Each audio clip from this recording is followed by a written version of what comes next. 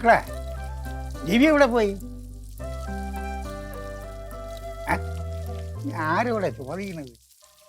ആകാശം ഇടിഞ്ഞ് വീഴുന്ന ഇവളറിയും. മാമ എന്താണ് മാമൻ തന്നെത്താനെ സംസാരിച്ചോണ്ടിരിക്കുന്നത്? ഒന്നുമില്ലടേ. എന്ത് ഒന്നുമില്ല ചുമ്മാ തമാ. ഞാൻ അതുകളാ. നീ രാവിലെ എവിടെ പോയത്? ഞാനേ കുറച്ച് സാധനങ്ങൾ വാങ്ങി, കുറച്ച് സാധനം വാങ്ങിക്കാൻ പോയത്. എന്തൊരു സാധനം ഇവിടെ? അത് സർപ്രൈസ് ആണ്. സർപ്രൈസാ? ഇടേ, ലോല ഹൃദയനായി എനിക്ക് സർപ്രൈസ് താങ്ങാനുള്ള ശക്തിയൊന്നുമില്ല. നീ എന്താണെന്ന് എൻ്റെ അടുത്ത് പറ, ഞാൻ ആരോടെയും പറയൂല. പറ. മാമ ആരും പറയില്ലല്ലോ? ഇല്ലടേ. അതെ, ഉറപ്പാണല്ലോ? ഉറപ്പ്. മാമന് ഓർമ്മയുണ്ടോ ഞാൻ ആദ്യമായിട്ട് ബാങ്കിൽ ജോലിക്ക് പോയ ദിവസം? കൊണ്ടാന്നാ?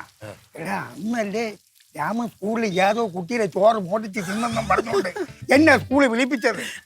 ഞാനും നീയും കൂടെ ഒത്തല്ലേ ജനിച്ചം വരെ പോയത്. നീ ബാങ്കിലും പോയി, ഞാൻ സ്കൂളിലും പോയി. മാമന്റെ ഓർമ്മ ഭയങ്കര തന്നെ. എന്നാ ആ ദിവസമാണ് ഇന്ന്. 26 വർഷമായി. മാമ, നമുക്കൊരു അടിപൊളി പായസം ഉണ്ടാക്കി കഴിച്ചാൽ അങ്ങനെ ഇരിക്കും. വേണം. അതിനുള്ള സാധനം വാങ്ങിക്കാനാണ് ഞാൻ പോയത്. ഞാനേ ഇത് മണിക്കുട്ടിയെ കൊടുത്തിട്ട് വരാം. മോളെ, അമ്മ എവിടെടി? അമ്മ അവിടെ അകത്ത് കാണാ. ശരി മക്കളെ, ഓ അച്ഛൻ വരുമ്പോഴേ ഈ കാലൊക്കെ താത്തിട്ടൊന്ന് എണീറ്റൊക്കെ നിക്കണ്ട മക്കളെ. എന്തിനു ബഹുമാനം കൂടെ. അങ്ങനെയാണെങ്കിൽ ഞാൻ ഒരു ദിവസം എത്ര പ്രാവശ്യം എണീക്കേണ്ടി വരും? അപ്പു അങ്ങനെ പറഞ്ഞതല്ല. എങ്കിലും കാലൊക്കെ താത്തിട്ട് അച്ഛനല്ലേ ഒരു ബഹുമാനമൊക്കെ കൊടുക്കണ്ടേ? അപ്പു, ഇതൊക്കെ സ്വാതന്ത്ര്യം കിട്ടുന്നതിന് മുന്നേ ഉള്ള ആചാരങ്ങളാണ്. ഈ ബഹുമാനം എന്നൊക്കെ പറയുന്നത് നമ്മുടെ മനസ്സിലുണ്ടായാൽ മതി, പുറമേ കാണിക്കാനുള്ളതല്ല ഇതൊന്നും. എന്തോന്ന് മാമ? എന്തോന്ന് മക്കളെ? അച്ഛാ, ഈ അപ്പു പറയണ കേട്ടാ, അച്ഛനെ കാണുമ്പോ ഞാൻ എഴുന്നേറ്റ് നിക്കണോന്ന്, ബഹുമാനിക്കണോന്ന്. എന്തോന്ന് മാമ ഇത്? അതെ, ഈ അച്ഛനെ അമ്മയൊക്കെ കാണുമ്പോ ചാടി എഴുന്നേക്കുന്ന ആ കാലമൊക്കെ പോയി. ഇപ്പൊ അച്ഛനും മക്കളും എന്നൊക്കെ പറഞ്ഞ ഫ്രണ്ട്സ് ആണ്. എന്റെ മക്കള് അങ്ങനെയാണ്. ശരിയേ, ഞാൻ ഒന്നും പറഞ്ഞില്ലേ.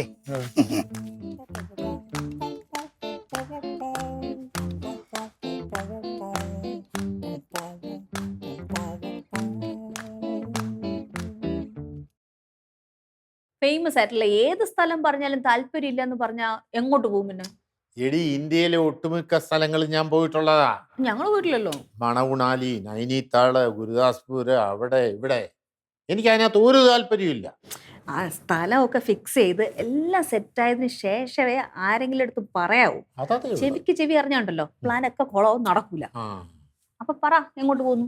അല്ല, എന്തിനാ നമ്മൾ കേരളം വിട്ടു പോകുന്നത്? കേരളത്തിൽ ഇഷ്ടം പോലെ സ്ഥലങ്ങളിലെ കാണാൻ. കേരളത്തില് കാണാത്ത ഏത് സ്ഥലമുണ്ട്?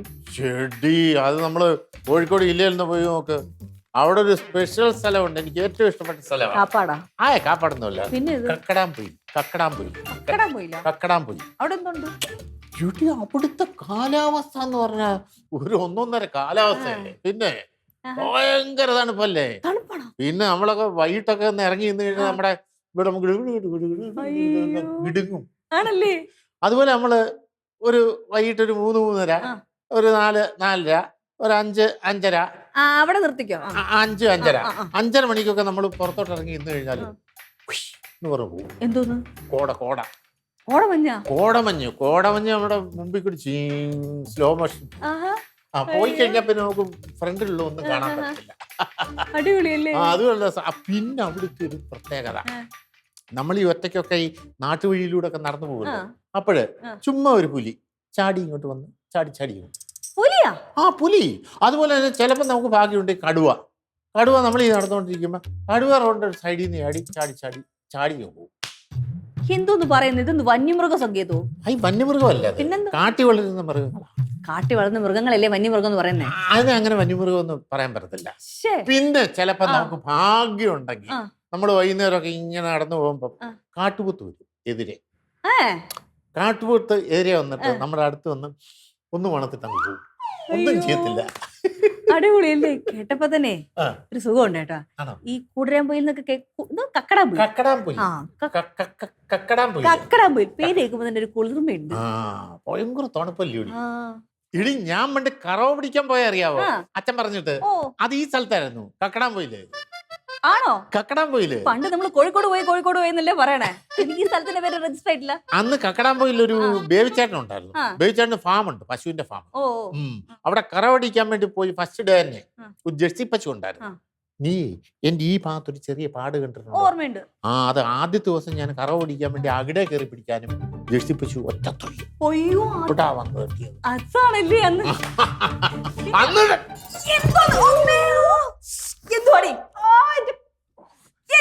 നോക്കി നടക്കണ്ടായോ മോളെ?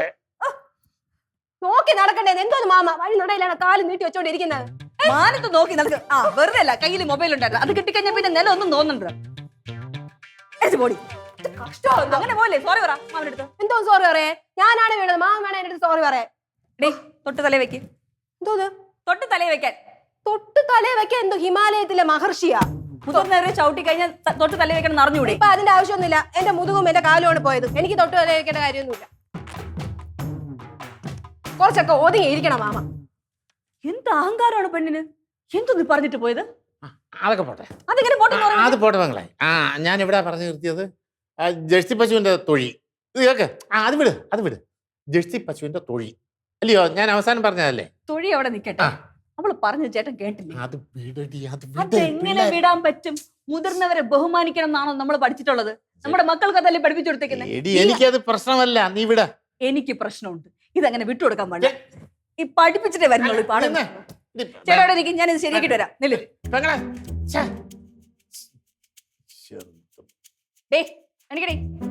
എന്ത് എനിക്കെന്നെ പറഞ്ഞേ?